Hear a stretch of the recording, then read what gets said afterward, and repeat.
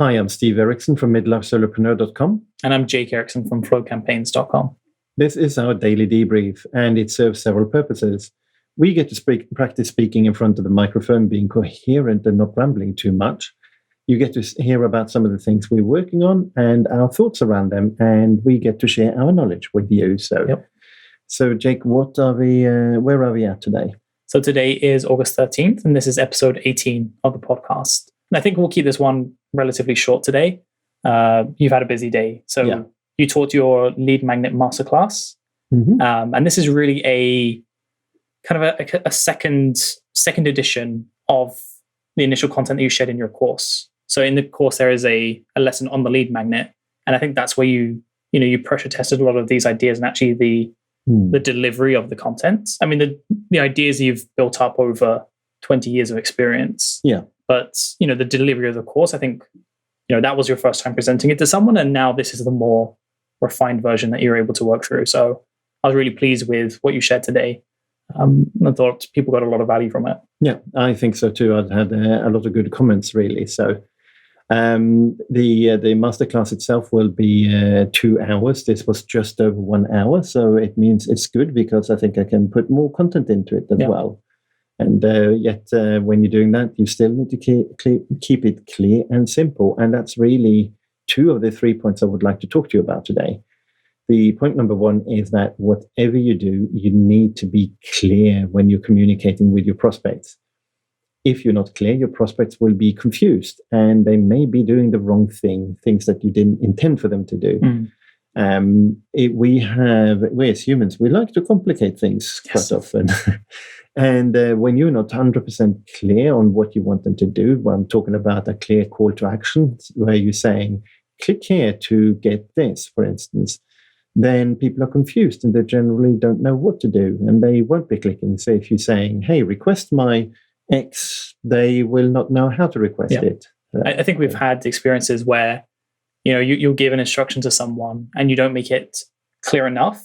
And they'll come back to you and say, well, I'm trying to do this. Can you help me with this? And you're like, why are you doing that? Like, I didn't tell you to do that. Where did you get that idea from? Exactly. So, it's not, obviously you need to respect your clients, but in a way you need to write things so there can't be any mistakes. Yeah.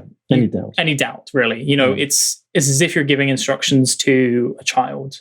And I don't mean that in a negative way, but you need to be simple in your language. You need to be very clear of what you're asking people to do, so there's no doubt, there's no misinterpretation. Yeah, much as you'd direct a child to do something, you kind of need to leave your prospects in the same way, and that's not to it's not to belittle them, but that's to make sure that you're very clear yourself on what you want people to do. Absolutely. I think maybe a way of describing it is that, and this is well known within the copywriting world, this is not something we're just making up.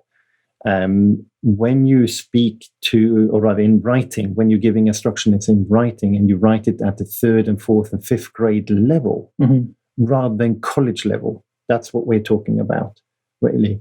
When you're writing it at the level of a 3rd, 4th, 5th grader, it is clear in its simple language and it's very direct and everybody understands it. That's really the thing. Yeah.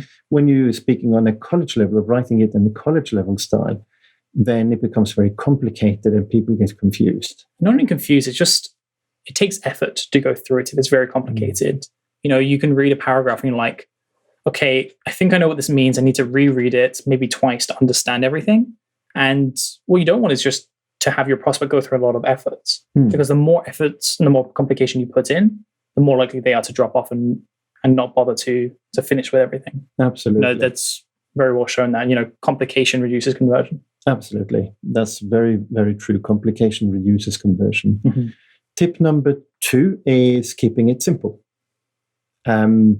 What we mean by simple is that if you're trying to give advice to somebody, and this is slightly different from being clear, really, because you can give complicated advice in a very clear manner.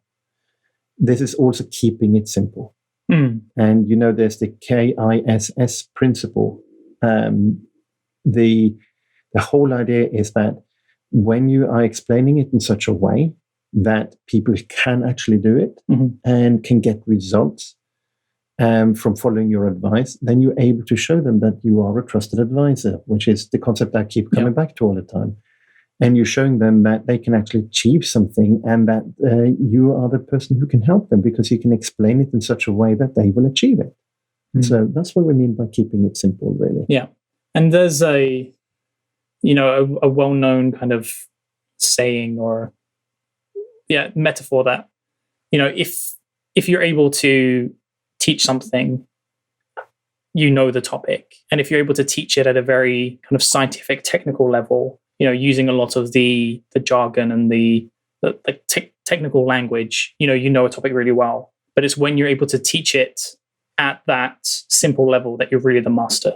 Yeah. When you're able to get your point across and explain a relatively complicated or difficult topic in a way that everyone understands it, there's no doubt in anyone's minds, and they know exactly what they're doing. That's when you've really mastered the topic and you're really able to teach it well.